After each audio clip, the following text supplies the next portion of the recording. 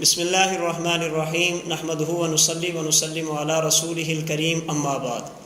معزز سامعین و ناظرین، کچھ دن قبل اشاعت التوحید و سنہ کے مبلغ خضر حیات صاحب کی طرف سے شیخ الاسلام حضرت اقدس مفتی محمد تقی عثمانی صاحب دامت برکاتہم العالیہ کے ایک کلپ پر کچھ سوالات کیے گئے تھے، جن کے مدلل جوابات میں نے آپ کی خدمت میں عرض کیے تھے۔ ابھی حضرت دامت برکاتہم العالیہ کے کلپ اور اس میں پیش کیے جانے والے واقعہ کے حوالے سے کچھ مزید اعتراضات اور شبہات پھیلائے گئے ہیں۔ آج کی گفتگو میں ان کے جوابات سماعت فرمائیں۔ خضر حیات صاحب کا پہلا اعتراض۔ پھر کیا کہتے ہیں جی؟ کرامت ہے، کرامت۔ میں نے کہا معجزہ کیوں نہیں کہتے؟ ہاتھ نبی کا نکلا، کرامت ولی کی بن گئی۔ کہتے ہیں تم اسے ولی کی کرامت کہتے ہو، پیغمبر کا معجزہ کیوں نہیں کہتے؟ ہم اسے معجزہ اس لیے نہیں کہتے کہ ہمیں معجزہ کی تعریف بھی معلوم ہے، معجزہ اور کرامت میں فرق بھی معلوم ہے۔ علامہ تفتزانی رحمہ اللہ نے شرح عقائد میں، علامہ پرہاڑوی رحمہ اللہ نے النبراس میں جو معجزہ کی تعریف کی ہے، اس میں 4 باتیں ہیں۔ نمبر 1، وہ کام خلاف عادت ہو۔ نمبر 2، اللہ کے نبی کے ہاتھ پر ظاہر ہو۔ نمبر 3، منکرین کی طرف سے صراحتاً چیلنج ہو یا چیلنج پر دلالت کرنے والے احوال ہوں۔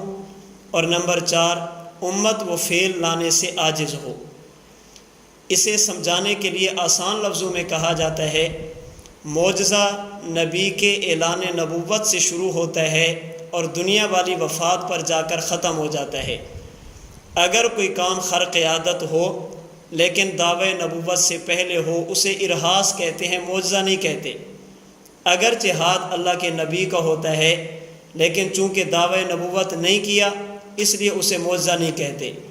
اسی طرح پیغمبر کی دنیا والی وفات کے بعد اگر کوئی کام خرق عادت پیش آ جائے اسے بھی معجزہ نہیں کہا جاتا۔ ہاں، کبھی کبھی خرق عادت کام پیش آ جائے اسے لغتاً اور مجازاً معجزہ کہہ دیا جاتا ہے، جیسا کہ ایک واقعہ پیش آیا 1932 میں۔ واقعہ صحابہ کرام رضی اللہ تعالی عنہم اجمعین کی قبروں کا ہے، ان کے جسموں کی منتقلی کا ہے۔ نقل کیا گیا تعلیم القرآن اگست 1964 کے شمارے میں، اور اسے معجزہ کہا گیا۔ تو اب یہ معجزہ مجازاً اور لغتاً کہا گیا، تو ہم اس واقعہ کو سید احمد رفاعی کبیر رحمہ اللہ کی کرامت کہتے ہیں، حضور صلی اللہ علیہ وسلم کا معجزہ نہیں کہتے۔ خضر حیات صاحب کا آپ دوسرا اعتراض سماعت فرمائیں۔ پیغمبر کے احوال جس چیز میں بیان کیے جائیں اسے حدیث کہتے ہیں، تاریخ کہتی ہیں۔ یہ بات کس کی ہے؟ پیغمبر کریم کی، کہ پیغمبر کریم نے ہاتھ مبارک باہر نکالا۔ کہتے ہیں جب اس واقعہ میں حالت رسول کا بیان ہے، آپ اسے حدیث کیوں نہیں کہتے؟ ہم اسے حدیث اس لیے نہیں کہتے کہ ہمیں حدیث کی تعریف کا بھی علم ہے۔ حدیث مبارک یا حدیث مرفوع منسوب الی الرسول کو کہا جاتا ہے اس وقت جب پیغمبر کی حیات حیات ظاہری ہو، جب پیغمبر کی حیات حیات تکلیفی ہو، جب پیغمبر کی حیات یہ دنیا والی حیات ہو۔ اگر پیغمبر کے دنیا میں تشریف لانے سے پہلے پہلی آسمانی کتابوں میں حضور صلی اللہ علیہ وسلم کے حالات کو بیان کیا جائے، انہیں حدیث نہیں کہتے، اس لیے کہ پیغمبر کی حیات ظاہری ابھی شروع نہیں ہوئی۔ اسی طرح اگر پیغمبر کے انتقال پر ملال، وفات، حسرت آیات کے بعد قبر کے حالات کو بیان کیا جائے تو اسے بھی حدیث مرفوع نہیں کہا جاتا، اس لیے کہ اب حیات ظاہری نہیں ہے، حیات اخفا ہے، پوشیدہ حیات ہے۔ یہ دنیا والی حیات نہیں ہے بلکہ دنیا کی سی حیات ہے، جسے المہند علی المفند میں کہا گیا، حیاتہ صلی اللہ علیہ وسلم دنیاویت من غیر تکلیف۔ پیغمبر کی قبر مبارک کی حیات یہ حیات تکلیفی نہیں ہے، یہ حیات حیات تلذذی ہے۔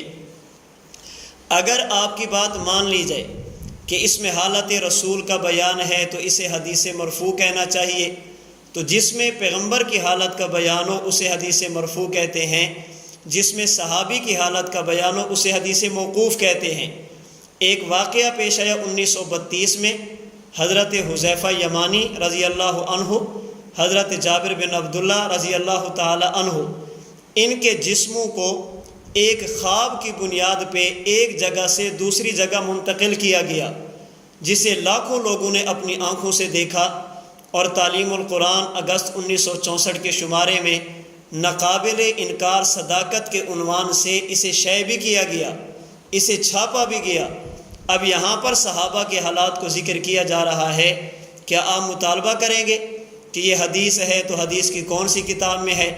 ہر عقل مند بندہ انسان آپ کو سمجھائے گا کہ مولانا یہ صحابہ کے حالات بیان ہو رہے ہیں دنیا سے تشریف لے جانے کے بعد، اور جب بندہ دنیا سے چلا جائے وہاں کے جو حالات پیش آ جائیں اس پر حدیث کا مطالبہ نہیں کیا جاتا۔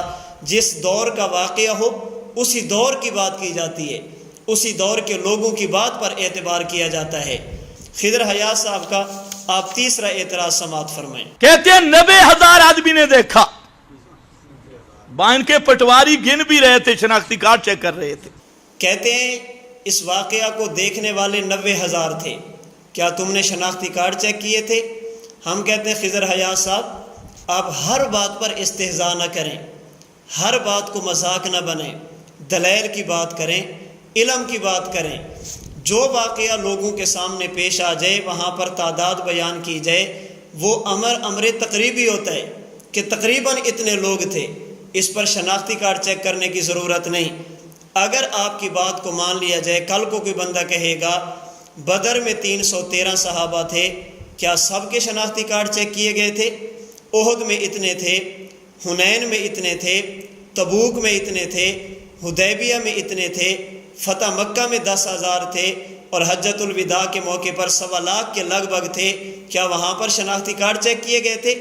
ہر بات کو استہزاء بنانا یہ عالم کی شان نہیں ہے، یہ امر تقریبی ہے، اندازے سے بات کی جاتی ہے۔ جیسے ریونڈ کا اجتماع ہو تو کہتے ہیں 5 لاکھ لوگ شریک تھے، اب وہاں پر شناختی کارڈ چیک نہیں ہوتے، اندازہ ہوتا ہے کہ یہ نماز کی جگہ ہے، اس میں اتنے لوگ آ جاتے ہیں، تو یہ اندازہ کیا جاتا ہے۔ یہاں پر بھی بات ایسی کی گئی ہے۔ اگر آپ کی بات مان لی جائے تو تعلیم القرآن اگست 1964 کے شمارہ میں جو لاکھوں لوگوں کا تذکرہ کیا گیا، کیا وہاں پر شناختی کارڈ چیک کیے گئے تھے؟ شناختی کارڈ چیک کرنے کی ضرورت نہیں ہے، اس لیے یہ اعتراض بھی آپ کا فضول ہے۔ خضر حیات صاحب کا آپ چوتھا اعتراض سماعت فرمائیں۔ کہ 90,000 آدمی نے دیکھا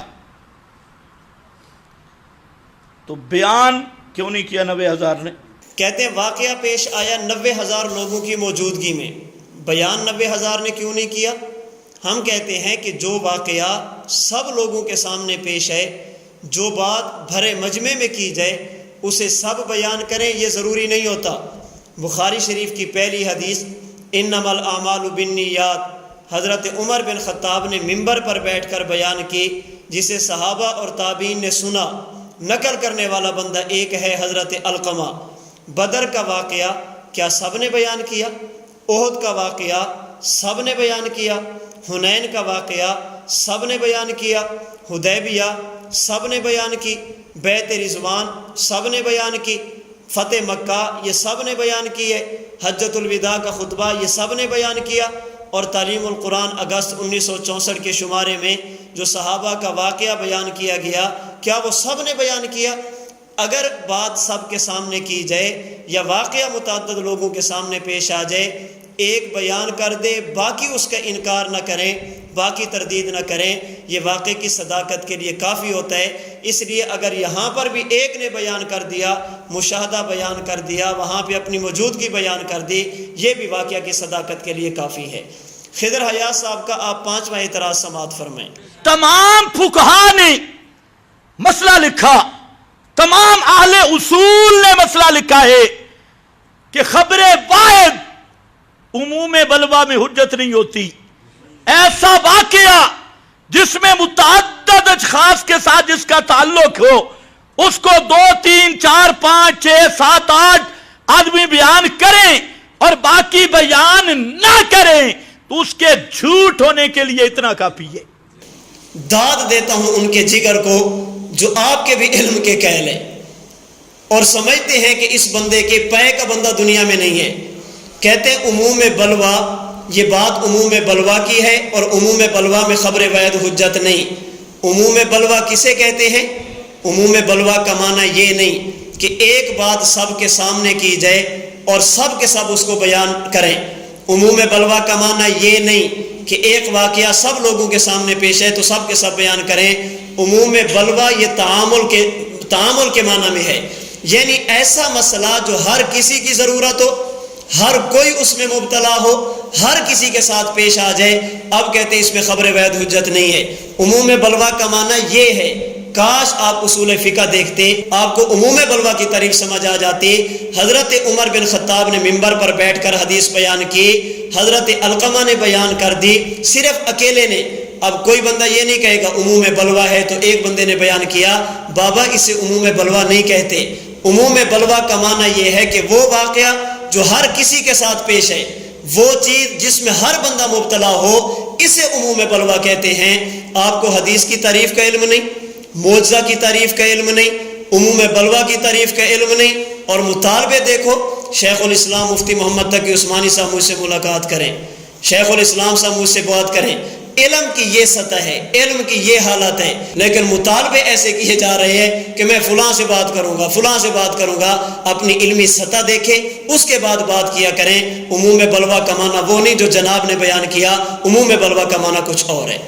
خضر حیات صاحب کا چھٹا سوال آپ سماعت فرمائیں۔ اللجنہ جلد 2 صفحہ 284 پر فرماتے ہیں ہاذہ القصۃ باطلۃ لا اساس لہا۔ خضر حیات صاحب نے کچھ فتاوی جات پیش کیے ہیں، فلاں میں لکھا ہے ثابت نہیں، فلاں میں لکھا ہے ثابت نہیں، فلاں میں لکھا ہے ثابت نہیں ہے۔ کیوں ثابت نہیں؟ فلاں فلاں جو بیان کر رہے ہیں وہ اس کی وجہ بیان نہیں کر رہے۔ ہم واقعہ کو ثابت مان رہے ہیں، ہم عمر الفاروسی الواسطی کا مشاہدہ بیان کر رہے ہیں، سواد العینین کے صفحہ 10 اور صفحہ 11 سے ہم واقعہ بیان کر رہے ہیں، اس کی سند متصل سواد العینین سے پیش کر رہے ہیں، اور جو آپ بات کر رہے ہیں یہ بعد کے لوگوں کی بات ہے۔ یعنی حیرانگی کی بات یہ ہے، ماننے پہ آ جائیں جو 14ویں صدی ہجری کے مولانا علماء کی بات بھی قابل قبول ہے، اور نہیں ماننی تو ان لوگوں کی بات بھی نہیں ماننی جو واقعہ کے عینی گواہ ہیں، واقعہ کے وقت موجود ہیں، اپنی آنکھوں سے دیکھ رہے ہیں۔ ماننے پہ آ جائے تو بعد والوں کی بات بھی قبول ہے، نہ ماننے پہ ہیں تو پہلے والوں کی بات بھی قبول نہیں ہے۔ اس لیے اس واقعے کا انکار اس بنیاد پہ کرنا یہ بھی درست نہیں ہے۔ خضر حیات صاحب کا آپ 7واں اعتراض سماعت فرمائیں۔ عبارت درویش کی ذمہ سجاد بخاری کی، وہ جواب دے رہا ہے، یہ استدلال کر رہی ہے۔ یہاں پر خضر حیات صاحب نے دھوکہ دینے کی کوشش کی ہے۔ کہتے ہیں عبارت درویش کی ہے، نقل سجاد بخاری نے کی ہے، اور جواب دینے کے لیے کس کو جواب دینے کے لیے نقل کی ہے؟ اقامت البرہان کے صفحہ 176 پر سجاد بخاری نے ایک دعویٰ کیا ہے، اگر کوئی شخص خواب میں یا بیداری کی حالت میں حضور اکرم صلی اللہ علیہ وسلم کی زیارت کر لے تو وہ آپ کا جسد مثالی ہوتا ہے، جسد عنصری نہیں ہوتا۔ اس دعویٰ کو ثابت کرنے کے لیے سجاد بخاری صاحب نے اسن المطالب سے، درویش سے یہی واقعہ نقل کیا ہے، احمد رفاعی کبیر والا۔ آپ کہتے ہیں کہ وہ جواب دے رہے ہیں، وہ تو اپنے موقف کی تائید کر رہے ہیں، اپنے موقف کو ثابت کرنے کے لیے اس واقعہ کو نقل کر رہے ہیں، اس واقعہ کی تردید نہیں کر رہے۔ ہاں اگر واقعہ نقل کرتے اور تردید کرتے، آپ کی بات معقول تھی کہ انہوں نے تو تردید کر دی ہے۔ ایک بندہ اپنی بات کو ثابت کرنے کے لیے واقعہ نقل کر رہے اور آپ کہتے ہیں نانا انہوں نے جواب دینے کے لیے نقل کیا ہے۔ یہاں پر آپ نے دھوکہ دینے کی کوشش کی ہے، جو انشاءاللہ آپ کا دھوکہ چلے گا نہیں۔ آپ کو چاہیے تھا آپ فتویٰ لگاتے کہ چونکہ انہوں نے نقل کیا، بغیر سند کے نقل کیا ہے، تائید کے لیے نقل کیا ہے، بغیر تردید کے نقل کیے، اس لیے یہ بھی فتویٰ کے ذات میں آتے ہیں۔ اس لیے دھوکہ دینے کی کوشش نہ کریں، جو حقائق ہیں ان کو چھپانے کی کوشش نہ کریں۔ خضر حیات صاحب کا آپ 8واں اعتراض سماعت فرمائیں۔ اصل میں یہ اشعار ابن فارز کی، اور ابن فارز نے یہ اشعار سوربردی کی ملاقات مکہ میں کی، اور ان کے سامنے یہ اشعار پڑھے، لوگوں نے ان کو رفاعی کے ذمہ لگا دیا۔ خضر حیات صاحب مسئلہ یہ ہے کہ یہ واقعہ رفاعی کبیر پیش آیا یا نہیں، سید احمد رفاعی کبیر نے یہ اشعار پڑھے ہیں یا نہیں۔ ہم دلائل دے رہے ہیں کہ یہ واقعہ پیش آیا، سند موجود ہے، کتب موجود ہیں، اتصال موجود ہے، سید احمد رفاعی کبیر نے یہ اشعار پڑھے۔ آپ دلائل دیں کہ یہ واقعہ پیش نہیں آیا، سید احمد رفاعی کبیر نے یہ اشعار نہیں پڑھے، فلاں نے فلاں کے بارے میں پڑھے، یہ تو بحث ہی نہیں ہے، یہ تو بحث ہی نہیں ہو رہی۔ کیا ایک واقعہ متعدد بار پیش نہیں آ سکتا؟ امام بخاری رحمۃ اللہ علیہ نے صحیح بخاری میں حضرت خدیجۃ الکبریٰ رضی اللہ تعالی عنہا سے نقل کیا، انہوں نے رسول اللہ صلی اللہ علیہ وسلم کو تسلی دینے کے لیے چند جملے کہے، انک لتصل الرحم وتکسب المعدوم وتحمل الکل وتقری الضیف وتعین علی نوائب الحق۔ اور یہی تسلی کے جملے اہل کتاب کے عالم ابن دغینہ نے حضرت ابو بکر صدیق رضی اللہ تعالی عنہ کے بارے میں پڑھے۔